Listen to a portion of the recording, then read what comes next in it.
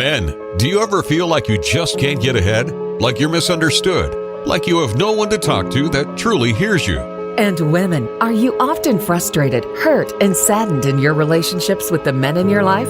What if there were a community of like-minded men going through the same challenges that would support, hear, and understand what you're going through? Working together in unison to create understanding, intimacy, and strong connections.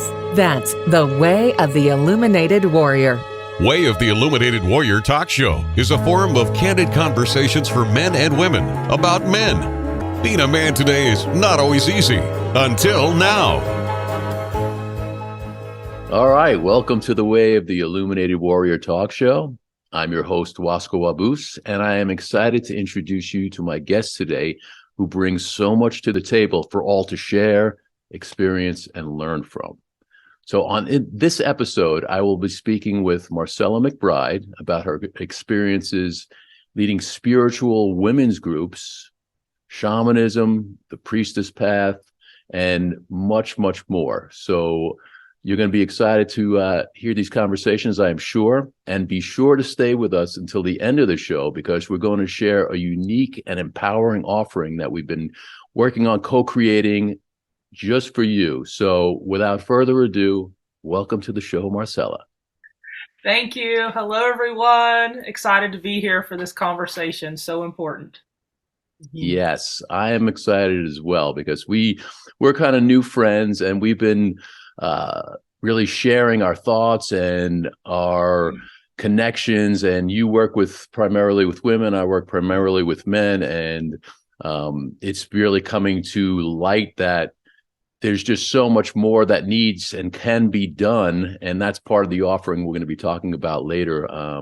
So please, again, stay with us. It's really exciting stuff.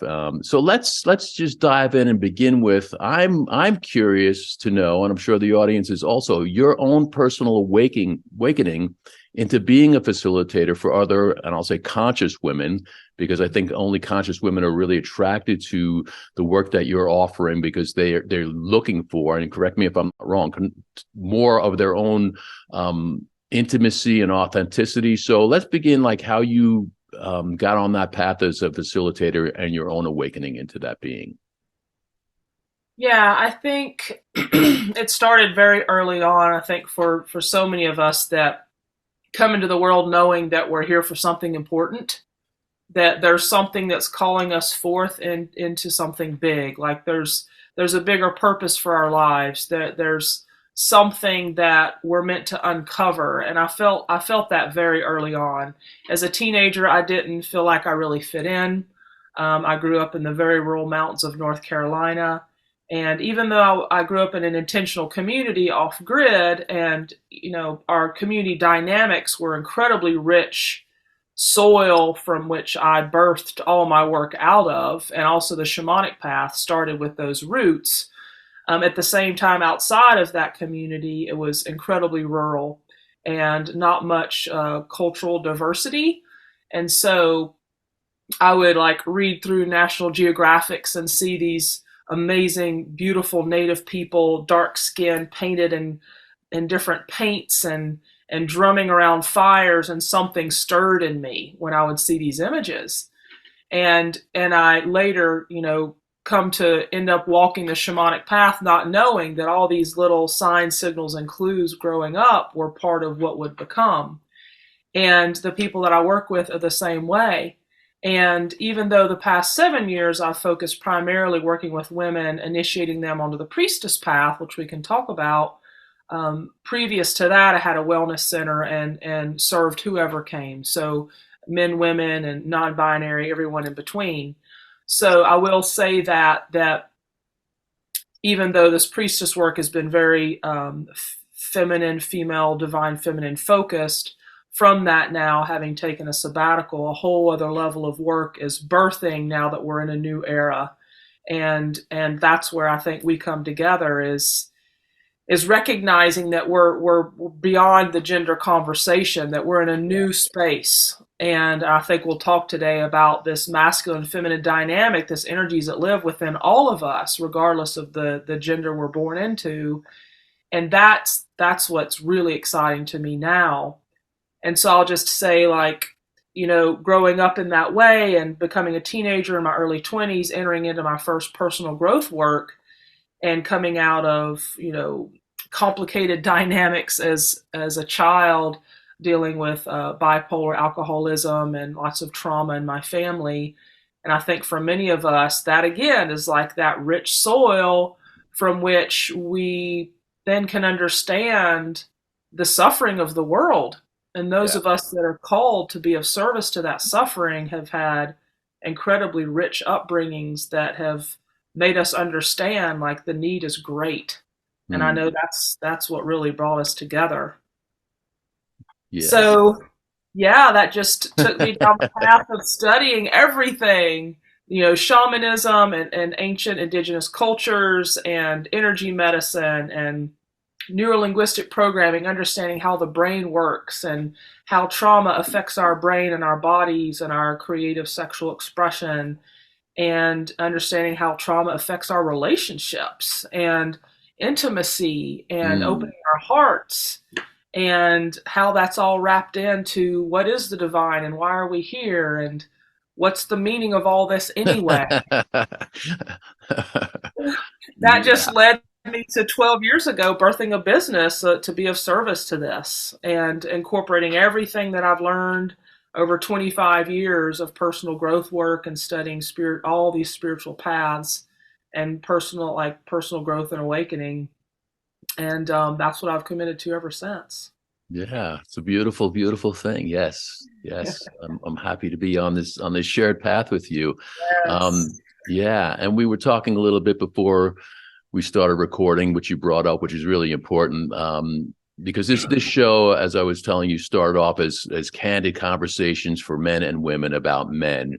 And then you brought up, what we're talking about earlier, the non-binary aspect, which is very, very important. So, and in the intro that's pre-recorded, it says, conversations for men and women about men. But it really is, I've always really felt that the teachings that I've learned from indigenous people, and you and I share very similar backgrounds. I grew up in an alcoholic home.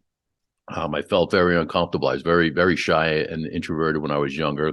With the awakening that I had, I also got on the shamanic path and got into martial arts, which was really good for me, and then yoga, and then Tai Chi and Qigong and the healing arts. And that led me also to be in a path of service, which I know you are as well. And I just really fully believe all these teachings and all the wisdom that comes with it doesn't really aspire to labels, So, yes, we do use men and women, and I label myself as heterosexual. Maybe I'm not. I don't even know.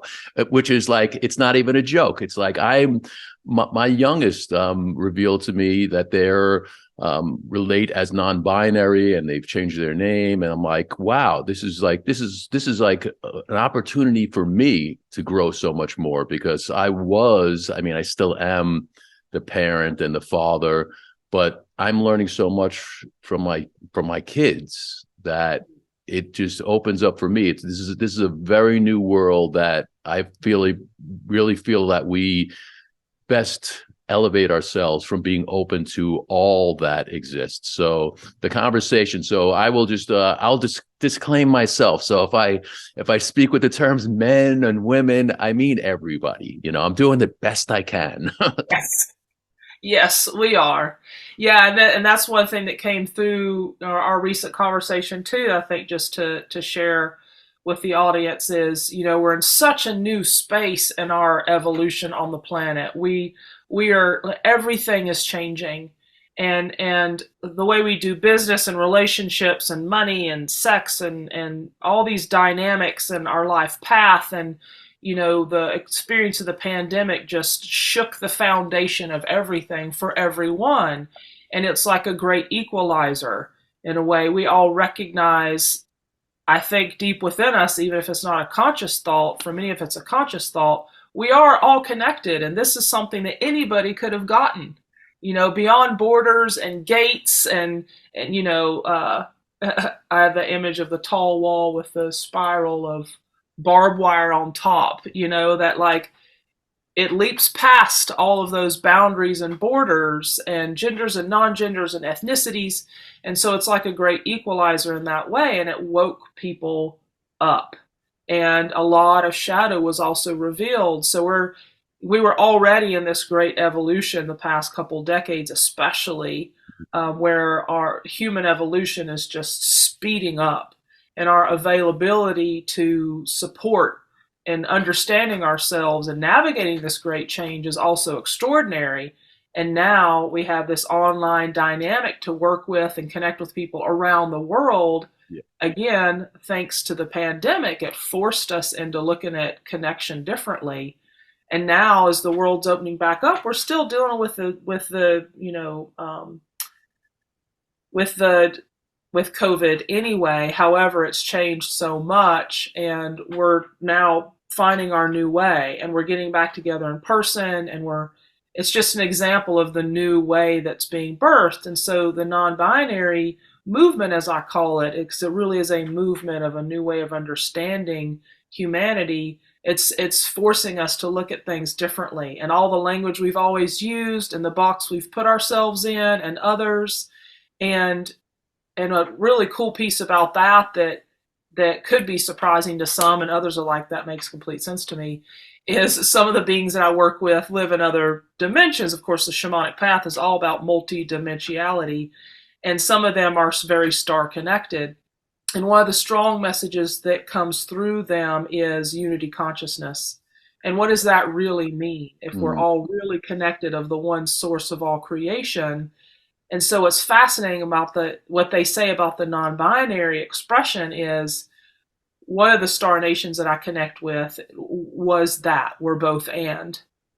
And so that was the true expression of unity, and coming into a world where a gender had to be chosen was like not only just mind-boggling and like, what are you thinking? Like a completely different way of viewing the human experience, but also heartbreaking in a way, because it's like, wait, half of myself is being cut out.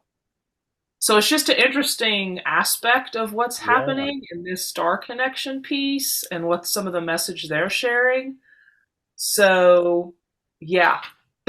Well, when you were saying that, I was thinking like, wow, the first thing that the image that popped into my head is control, and I'm not a conspiracy theorist, but if you think about, well, yeah, you're coming in and you have to choose whether it's your gender or faith, the belief system, whatever it is.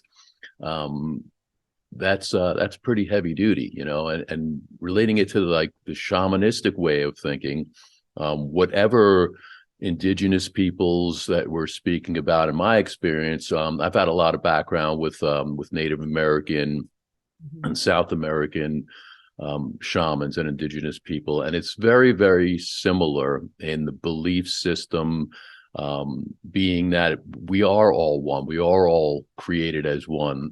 So the Lakota Nation people say Mataquiasan, which means we're all related. And when they say we are all related, it's not just men and women and binary, non-binary, he, she, it, them, whatever. It's the tree people, the one-legged praying people, as they call them. It's the rock people. It's the all of creation, winged ones. It's the creepy crawlies, the bugs that we like to squash. Not me. Yeah.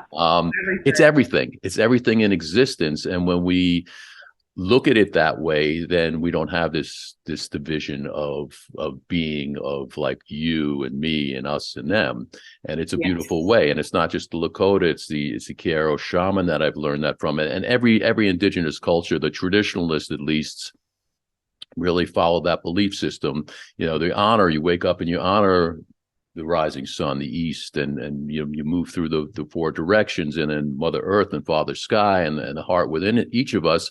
And I just love that shamanistic philosophy of we are all created, like all things, all beings, all ways of existing, and that relates to what we're saying, talking about the labels of beingness, of non-binary, binary, of he, she, them, us, they. It's an important conversation, and it's a great way of relating, I think. Yeah, and I sense that's, and I'll speak for myself, but like probably what drew us to the shamanic path. I know for me, growing up very as a wild hippie child in the mountains, running around barefoot, I was very connected to the elements. The elements were very much a part of our reality. If it rained, the first thought was, what's outside that needs to be covered? And My first thought was take off my clothes and go dance in the rain. That was well, when I got older. That definitely happened. But we, chop wood, carry water. Literally, we carried our drinking water from the spring across the field. We chopped our own wood. We heated with wood heat most of my life. We lived in a, passive and active solar design home. So I learned, like, in the winter, the sun is lower in the sky and it pours in the house, heating the house throughout the day. In the summer, it's higher in the sky, and so the house is shaded. The way that indigenous people have navigated being in the world within that oneness for so long led me down that path of studying, like, how is it that all these indigenous cultures, the spirit, shamanism connects every culture and every continent on the planet. It's all of our roots are shamanic. We are all earth-based people in our bones, in our DNA, and that being around fires and drumming and singing and sharing food is like such a part of who we are. And I think a lot, our work is similar in that way. We get people back to that. We get them around the fire and we play drums over their body and we support through chanting and song, and the healing that comes from that is really extraordinary. And even if we have people who haven't grown up with that, because I was blessed that I did, but those that didn't grow up with that in very urban environments, there's still a longing. There's a longing for that wildness. Yeah. And it's not too far back that was who we were. It's just a couple of generations. And that, I really believe that still is very much in our DNA, and that longing with being in this urban environment, we've tamed ourselves so much. How often do people put their feet directly on the earth and get dirty and like you sweat around the fire and, holler at the moon? Like, that is greatly missing in our culture. And I think the rise of the shamanic path and earth-based medicine that's presenting itself now for healing, just so many different new medicines coming out left and right, is that longing for that wildness and opening to something different. Yeah, that's beautiful. Well, I'm very visual. My career has been in TV production forever. So when you're speaking, like, these words and images are popping in my head, and I love the wildness because I grew up the same way. My temple has always been out in nature. I feel so much at home there. I feel the presence of creator and creatrix and all that is in nature. And when you were saying wildness, I'm thinking like, wow, wildness, but wildness is also, to me, synonymous with grounding, because being in the wild, being in nature, being on Mother Earth, connecting with Gaia it is grounding. You get your root chakra down there. You plant your luminous roots with your feet, and it's just the tentacles, the luminous energy just goes out to all beings everywhere. And it's not just a concept; it's a reality. It's been proven. Even by energy ley lines. That the indigenous people have been sharing. With medicine wheels, sacred sites around the globe. It's not a coincidence that these sites are all connected. It can be proven scientifically as well. So that grounding and that shamanic way, again, it's of the earth. And we're all from the earth, is just so empowering. It really is. It's a powerful way of being. So when I think about that wildness and that grounding and that just, again, the matakuyasan that we're all created, it's a holistic way of being, and it's a beautiful way of being. Dancing, howling at the moon, rattling, and I think everybody really who hasn't experienced it, and then I'm sure you could relate to this experience when you see people for the first time, like really opening up to that. It's beautiful. It's like a clearing and a cleansing and a connecting. That's what I've experienced.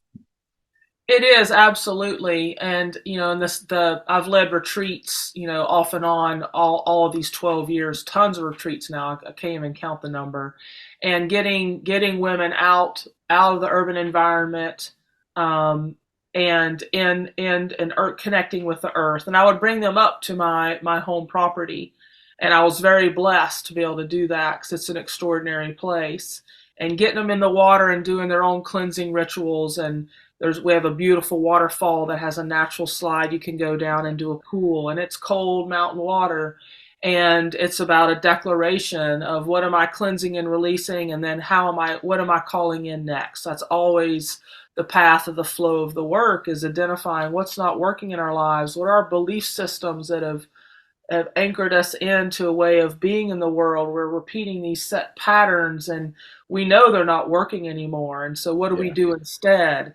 And so we open up that conversation, and then, at night, I drum them down the hill in silence and darkness, and the whole concept of, how do you navigate being in the darkness? Do you trust yourself when you're walking and feeling your sisters in front of you and behind you and hearing the sound of the drum? That just awakens that primal part.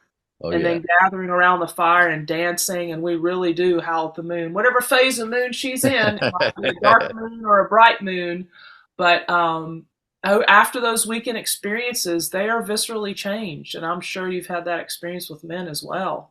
Absolutely. Yeah. The drum is said to be the heartbeat of Mother Earth. It's the heartbeat in all of us, whether it's a single shamanic drum or the Lakota drum, which is the community drum, where you have maybe could be 8, 10, people around with their thunder drum.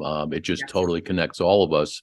And I see plants, little hanging plant behind you. I have plants all over my apartment, and that's one of the shamanic teachings that that one of my mentors, Ocean of Fastwolf, taught us. Like, even if you're in an urban environment, you don't have to necessarily be out in the woods in the middle of a forest. You can ground even if you're above the ground, like in an apartment building. Take a plant, sit with a plant, put your hands in it, just really connect. It's about really being mindful and connecting to the earth. So yes, you may be in a high-rise building and you may not be in the middle of a forest, but there are ways.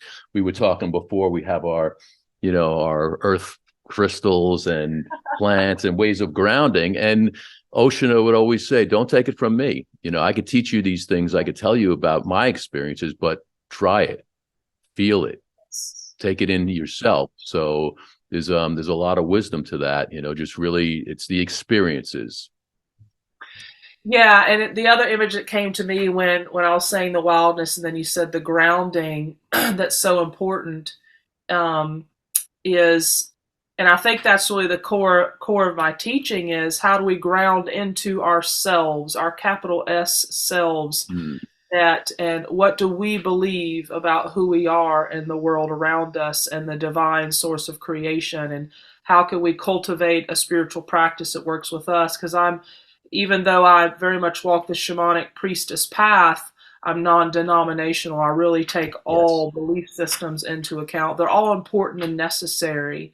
And there's this one path that I have developed out of all of my experience that I feel is the most self-empowering. So it's really focused on the self, and the self connected to the divine and to all of creation. And it's so important to have those grounding practices to come back to when things get crazy, when life changes. And I personally have just been through, ending a long-term marriage and losing my dad very soon after that, moving back to Asheville, where I really feel is home, and the rest of my family is here. Work is changing, everything changing.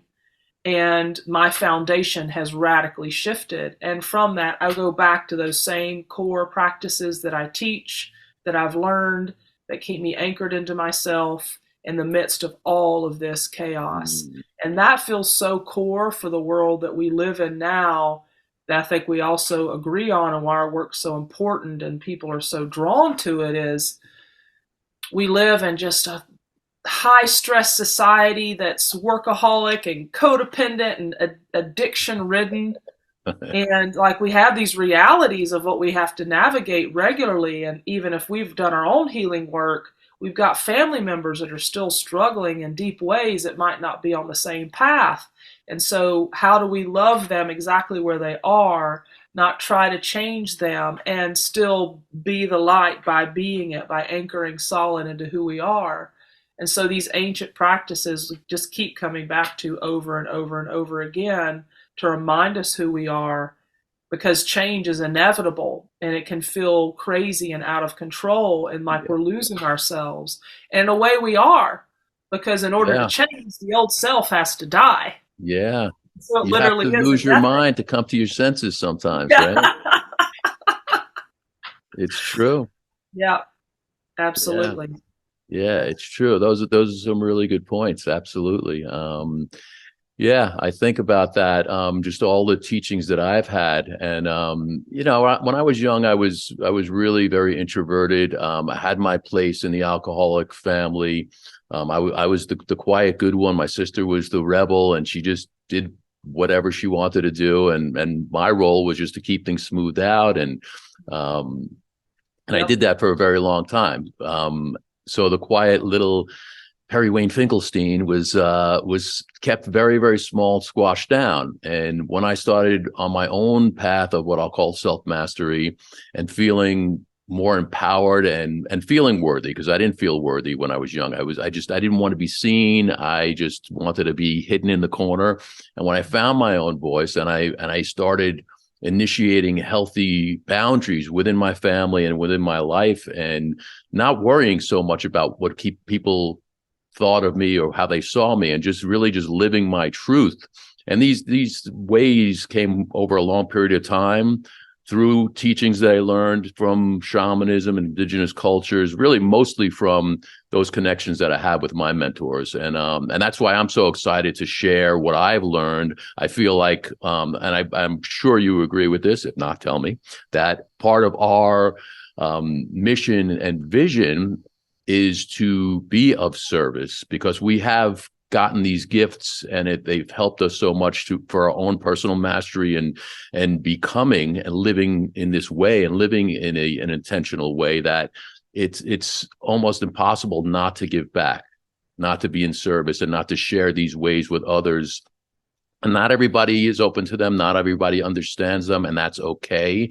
I just feel, for me, it's important to at least offer for those who want to come into the fold, come into that circle, that sacred circle, and be part of community, which is what again popped into my head when you were speaking before, just the healing aspect of it, the grounding aspect, the wildness of it, the shamanic practices, the priestess path, the warrior path, whatever it is, it's community. Because without community, what is there? When there's two or more. We'll be right back after this. You're invited to join the Way of the Illuminated Warrior talk show with us as we take this journey together to elevate relationships between the sacred feminine and the divine masculine for healing, growth, clear communication, and healthy expression of feelings. We're there to support and empower all. Visit ILLUMINATEDWarrior.com to find out more. All right, so I just want to remind everybody to stick around till the end, because we got a really great offering that we want to share with you all. So, Marcela, you were going to continue about community and the value of that. Yeah, so just a thought about healing and community. There's so many aspects of that are so important, and how it links back to traditional shamanic cultures, in that, in shamanic traditions, we lived very close-knit in community. It was part of survival. If you keep going way back, like being together was literally life or death. Yeah. And so that has led us to then in urban environments creating neighborhoods, often of people from similar countries coming to the States, for example, and that the community dynamic continued, and it grew and it grew. And then, modern transportation and just the flow of everything had us move away so much. So we're in this now different era for decades now, especially the past 2 generations, I'll say, because I see the way my nieces are now living, and my stepson in their early to mid 20s, how differently their life is now, with technology and online connection and being able to be digital nomads. And as an entrepreneur, I love the ability to be able to do that, to live and travel anywhere in the world. So that being said, however, it's created distance, literally and figuratively. And that network of tight-knit community has really shifted. And there's a sadness in that with that, the oral traditions oftentimes and traditional earth-based ways of being aren't being passed down. But at the same time, we have this surge of people like ourselves. We didn't grow up with specifically native indigenous traditions in our family of origin, our nuclear family, but we were drawn to it. Yeah. And so we recognized a similarity there and a vibration that was similar in our spiritual path. And so many of us resonate with that we're drawn to these indigenous native traditions. It opens up another aspect of conversation too, is like, as white people, we are, steeped in traditional, in many ways, dark-skinned cultural traditions where that's a whole socio-political conversation that we also have to address, and is an important part too, is what is the color of the soul? And when one is drawn to something so strongly and wants to be of service with that, and receives blessings from Native people to do that work with it, which I know both of us have. But then out there in the world, we still face shadow reflections back to us and inquiries in, what's the right of us to lead this work in the world. And that's something that actually I found strengthens me even more, because I recognize the need for it even more when those type of things come up. And so it's so important for us to find our network and community and path and way of being in the world, taking all this into account. And it's also bringing us back together again as we reintegrate and we recreate the structure of community within our circles and the way that we hold our circles as well. Yeah. So it's just, there's a lot in that, and it's so important from that shamanic historical tradition. And it's also because we've created nuclear families, which is such a strange term, right? Mono-unit families. There's another description that's not so like, I don't know, nuclear has a lot of baggage behind it. But y'all know what I mean. And it's so we've created, yeah, and it's unhealthy to think that one group of parents having large part no real conscious, loving parenting skill set, like comes from where we come from to try to navigate raising children in this auto unit and outside of the network of community in large part. And it plays into all the challenges we end up having in intimate relationships and parenting dynamics, and how do you stay solid and true to yourself while you're also trying to navigate codependency and interdependence and freedom and autonomy, but also like honoring yourself as a parent in your commitments to career. It's a lot. Yeah, it's a lot living in the modern world. And so linking that back to finding spiritual community that you resonate with, that supports who you are becoming in a loving, compassionate, grounded way, and not a spiritual bypassy way. Like, that's something you and I share too, is like, we get into the conversations, we talk about the real things that are affecting us in the modern time now, and how do we use these ancient traditions to support where we are right now. Yeah, absolutely. It's being practical with it, because it's if it's all woo woo and it's not practical and you can't integrate it into your everyday life, then what good is it?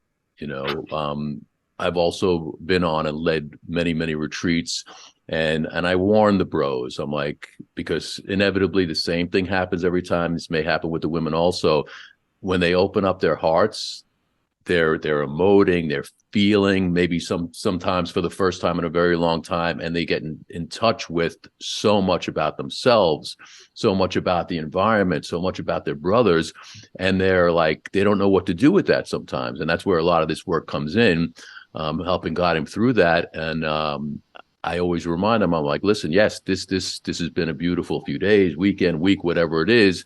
The real challenge is taking this back into reality, into your everyday life. So remember how you felt. Remember that it's okay to be vulnerable and to open up and to share and to feel and not keep things in, not stuff things down, but to express in a good, healthy, compassionate way.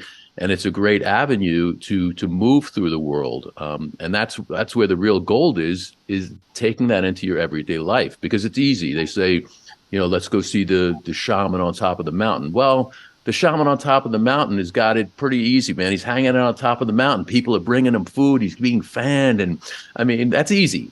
Come on down off the mountain and live in this everyday real world of chaos. And let's see how you deal with the traumas in everyday life. That's where I think this work is so important.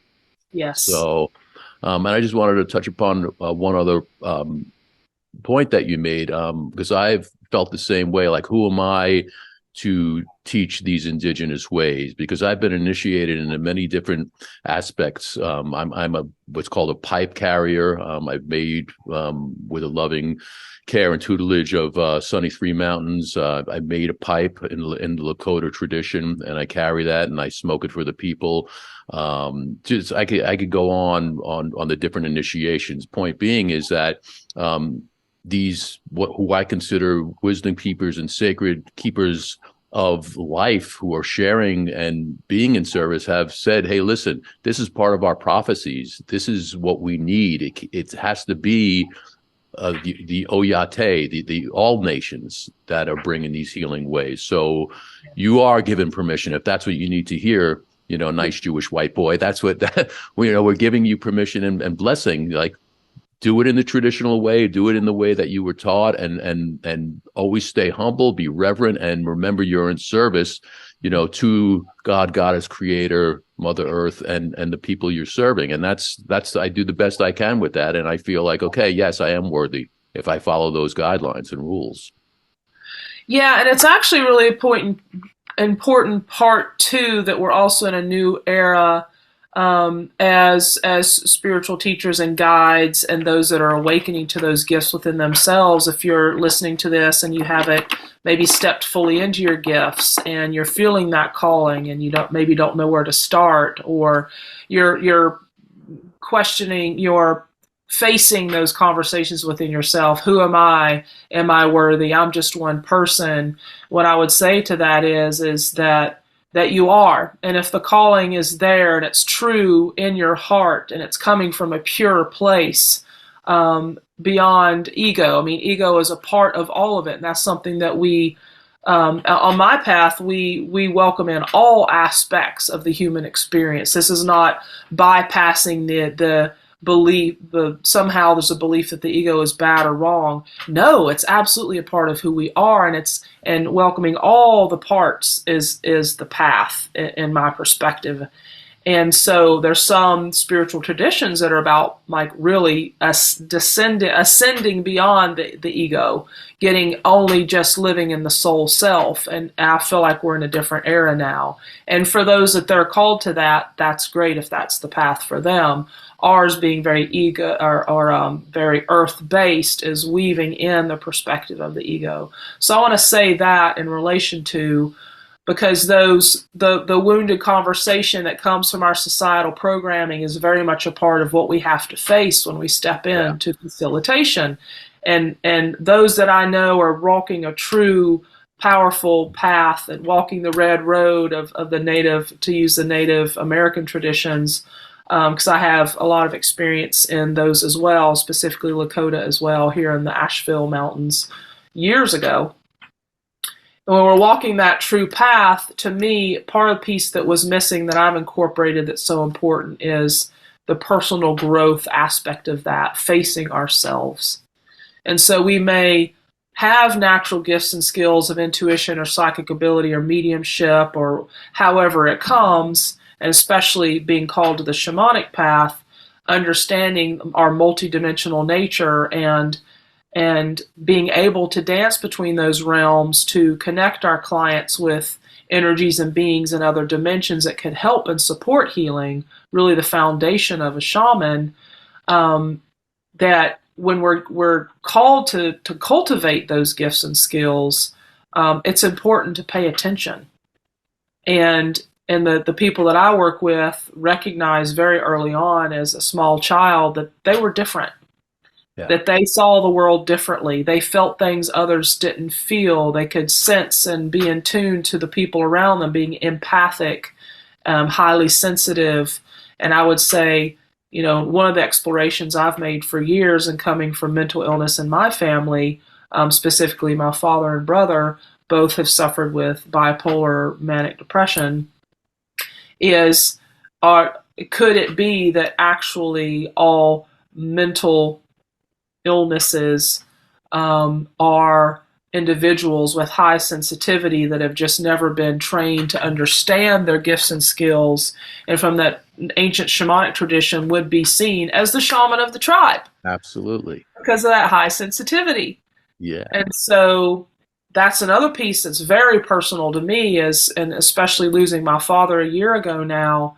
He suffered with that up until the end, and alcohol was one of his coping mechanisms, and he just never quite found a healthier way to cope with that. And that's a deep heartbreak for me, because just the awareness of how wrought our culture is in addiction, and how I feel addiction and mental illness could really heal if we looked at it differently, if we brought in the emotional, spiritual component that's so incredibly necessary. I'll say emotional, spiritual, energetic. It's a triangle. Those three pieces that just are not addressed, that our work does address.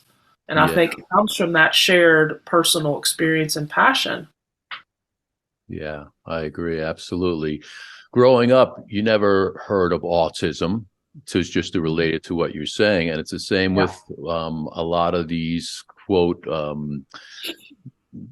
disabilities or whatever they call them, ailments. And I agree. Like, I've worked with a number of autistic and emotionally, whatever. I don't even want to use the labels. I feel the same way.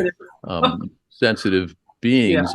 They're highly, highly intelligent. I believe they came in that way.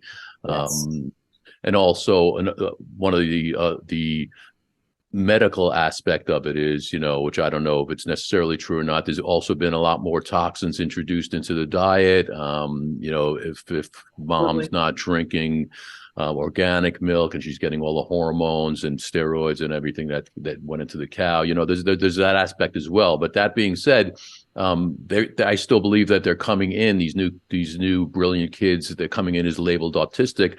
And you mentioned that they don't have the coping mechanisms and haven't learned that. Well, of course they haven't, because we as a society haven't learned that. We don't even address them as higher functioning beings, as highly intelligent. And what I've seen, and I believe to be true, especially, it really doesn't matter the age, but I've worked with, I'm mentoring a 10-year-old autistic boy now, and what I see is they get very frustrated, not because they don't have the tools.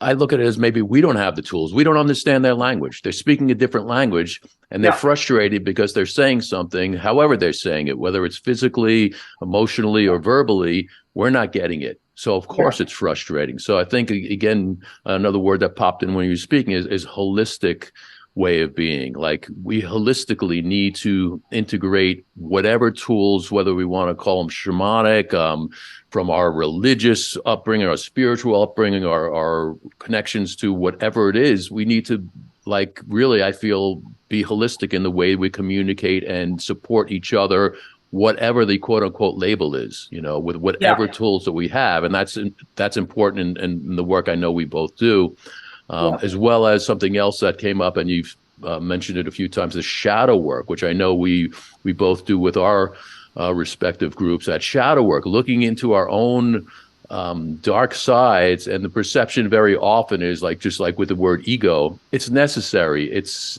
important, and the shadow aspect is very important also. That's where we can get to that place of self-mastery, when we could look at those parts of ourselves that we don't necessarily like, that we don't want to expose to the light, that is imperative that we expose to the light. And that's where that growth comes from, when we actually look at those things. Absolutely. And that's, my work did morph and change some over the years in this 9-month program that I facilitated for women, initiating them onto the Mystic Priestess Path, which was a path that birthed through me when I was really in deep prayer on my knees of how do I really serve in the highest. There are 8 pillars that are taught through that 9 months, and that was all just poured through when I stepped in to facilitate. And it's also shifted some over the years as I've learned and grown within the path and learned from my clients. And even though I'm serving women, of course, they're in large part in relationship with men mostly. I also welcomed in women that were in relationship with women and non-binary as well. Regardless of that, is I learned through supporting all of the complications of relationship dynamics and what comes up and how we get stuck and blocked and how trauma affects that and our true intimacy and heart opening in relationships. And that morphed to where the work started to have a strong focus and need on conscious communication, conscious conflict resolution, and shadow work became more and more of a priority, because those are the blocks I started to see. When stuff comes up and our trauma from childhood is triggered, it's an incredible opportunity to heal it right in that moment. But unless we see it that way, it can become the trigger that creates the deep divide in relationship that eventually creates separation and divorce. Because that it's so raw and real. We all have what I call our original wound from childhood, that when I can take clients back to that experience, whether it's individually or in a group context, take them back to that original wound. When did you feel like you really lost your power? When did you recognize that the world was not all cupcakes and roses? When do you feel the rug was pulled out? And there's always some point. And that point in this life links back to a past life where it happened, and another past life where it happened, and another past life where it happened. And shamanically, we go into that nonlinear time and space, and we can heal that. And an individual takes their power back, and that ripples forward into their life now. And I never imagined I'd be doing that work. It just showed up, and I was guided what to do. And now, years and years later, I know you share this too, it's like, wow, okay, that really works. Because now I was there with the client, supporting them going in, and I see the transformation occur and how it rippled out into all of their relationships and how they then empower themselves to step into a whole other way of being in the world. And that's linked back to bringing their gifts into the world. So It's like it's cycling back to that other part of the conversation around this being a call out to those that feel they're here for something bigger, that they do have natural gifts and skills that they're meant to bring forth. Excuse me. And how important it is to follow that call. Yeah. And then another piece of that is the autism conversation and those on the spectrum. I would call in a lot of the women I served. I'd say most of the women I served were moms of these special children. And they are, some would call them rainbow, crystal children, indigo children. There's lots of different names for those that have been birthed during certain time periods that come in with high intelligence, high spiritual and intellectual understanding, and a knowing of a life somewhere else, whether it's a past life or a star connection, something very unique. And absolutely, they're here to show us a new way. And they're the ones that are making us create new foods, because they can't eat the mono crop created GMO toxic saturated food that is served to the masses. They can't eat that, because their body system is so sensitive, they're rejecting it that quickly. So it's made us create and discover other aspects of food production, getting us back connected to the earth again, just to use one example, and seeing that differently. And it's making us create new ways to educate, because they're rejecting the traditional school model. Like they won't operate there. Well, the traditional school model sucks. It's not. Yeah, it does. Something had to change. So that's a couple of examples that I see. They're making us do relationships differently. And all the different formations of community that form around the parents of these children. That I have multiple examples, and I used to live in Charlotte and had a wellness center there, and that's where I birthed my Priestess Path for the first time. These young people were just creating their own schools. Yeah. Because what was available was just not working anymore. So community schools and alternative schools and charter schools have birthed out of all this. So they're a gift for the world, and they're making us change. Yeah, it's a beautiful thing. Yes. You said earlier, which I totally agree with, change is inevitable. And I've been saying for a very long time, change is inevitable, growth is optional, and tying it into these new light beings. Yes, we do get to have these new opportunities because whether it's this, as you're calling it, the new non-binary movement way of being, or, I consider myself, and I don't mean this demeaning to myself or any of the other old dogs out there. I'm an old dog, and I love learning new tricks. I'm set in my ways. Yes, I am. I'm a Scorpio. I'm a fixed sign. One of my greatest blessings is realizing, okay, dude, you need to be mutable. You need to really. It's been a blessing. So I'm always questioning and looking at myself, and just like in the Toltec tradition, they have their wonderful teachings as well, but a big part of the tenet is like, hey, don't believe anyone. And they don't mean call everyone a liar. Go out, do your own inquiry work, and find out for yourself. And that's a large part about the work that I do as well with the guys. I'm like, hey, listen, dude, this has been my experience. I could show you the map of the river, and how it curves and turns, but until you dip your foot into that river and had that experience, you don't know the river, So I just feel like as a facilitator, that's my role and goal, is to just offer them a path that they could, I don't even want to say follow, but they could just wander and meander down and figure it out for themselves. And I think that's what these new beings on the planet are doing. They're figuring it out for themselves. They're giving us the opportunity to look at ourselves and the world in a different way, if we so choose. And it's a beautiful thing. So, the path that I believe we're both on incorporates all that. And it's, it's awesome to offer at the people. So if you're cool, if you have anything left unsaid before we jump into this wonderful offering, anything else you want to add before I reveal a little bit about that? I'm very excited.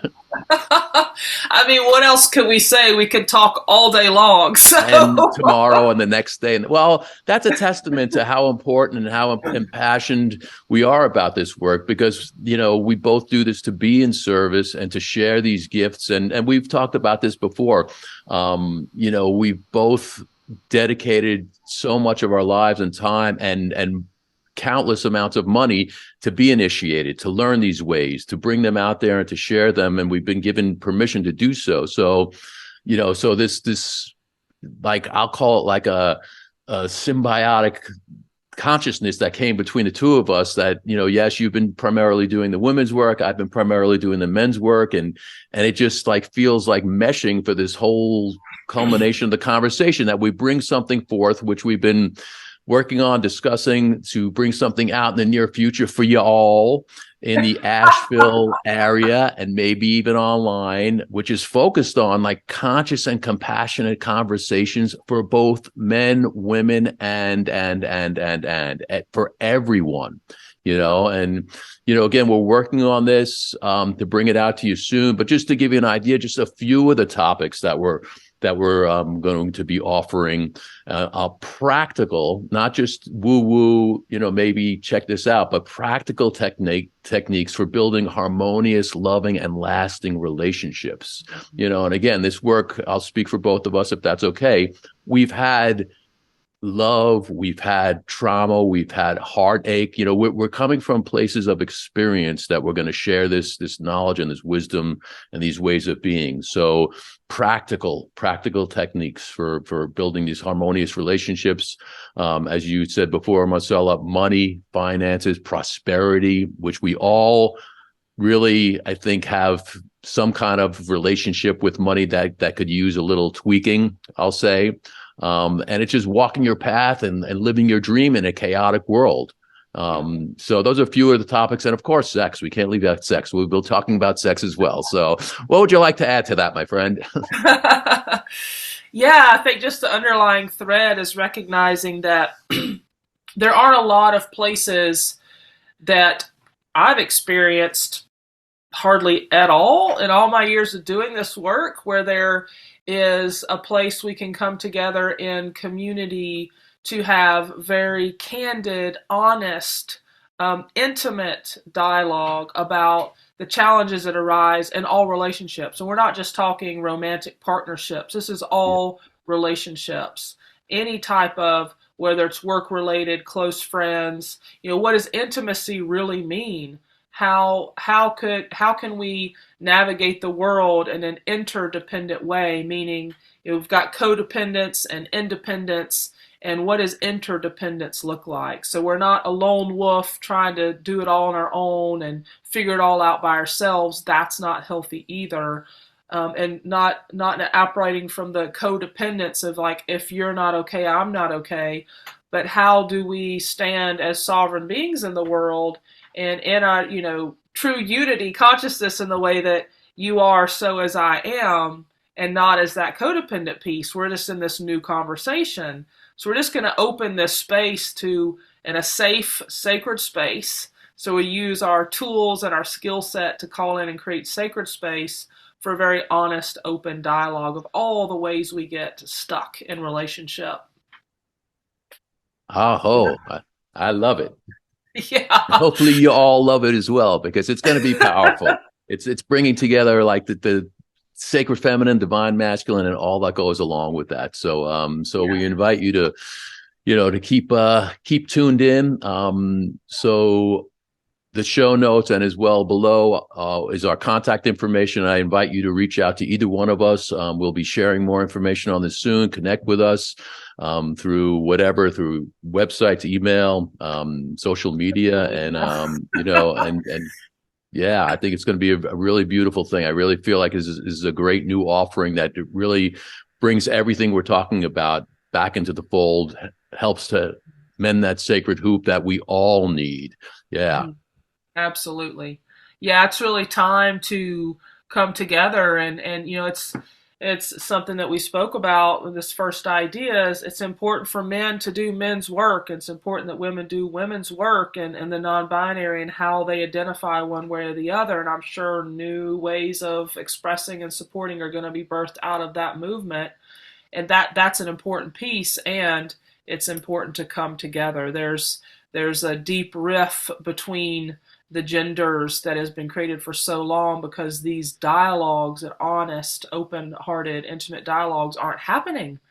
And so whatever goes unspoken is what creates that rift. And so we're excited all the topics that we've got way more topics that are unfolding from this. There's we've already got a full program and curriculum forming. And we may, based on interest, create a longer term thing together. We might lead some live retreats. So keep your eye open for that. And I guess maybe they could reach out to you directly via email if they want to be added to a list to be the first to know about these offerings. Absolutely. Like I said, our information is below. It'll be in the show notes. Reach out to me, reach out to Marcelo, whatever resonates with you. And we will bring that offering to you. So this has been wonderful, my friend. I'm very excited for what's to come. Yes, me too. So, absolutely. So I what was, I'm sorry. I hope this was just inspiring and uplifting and opening your heart as a listener to possibilities, and any way that we can be of support. We are here. Absolutely. So yes, as you said, we could keep sharing all day long, and we will be back. We will share more. So again, thank you for being here. Thank you for being present and for all that you do. And for the audience, I hope you got some jewels of wisdom. Reach out to us. And until next time, continue to illuminate your paths with loving kindness. Visit IlluminatedWarrior.com if you'd like to go deeper and find out more about what's available within the Illuminated Warrior Men's Transformational Community. Tune in next time for more candid conversations for men and women about men on the Way of the Illuminated Warrior Talk Show. Until next time, illuminate your path with loving kindness.